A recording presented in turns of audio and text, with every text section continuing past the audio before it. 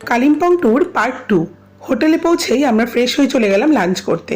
লাঞ্চে ছিল ভাত, আলু পটল ভাজা, ডাল, আচার আর সাথে ডিমের কালিয়া।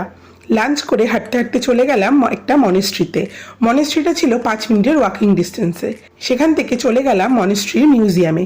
মিউজিয়ামে বিভিন্ন ধরনের পুরোনো দিনের জিনিসপত্র দেখে চলে আসলাম মনেস্ট্রির পিছন দিকটাতে।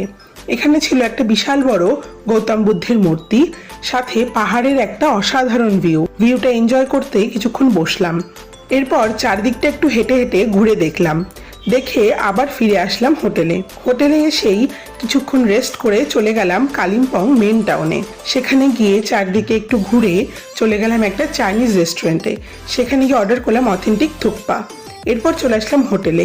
ইভিনিং স্ন্যাক্সে ছিল চা আর পপকর্ন, আর ওই যে দূরে দেখতে পাচ্ছ মেন কালিম্পং সিটি।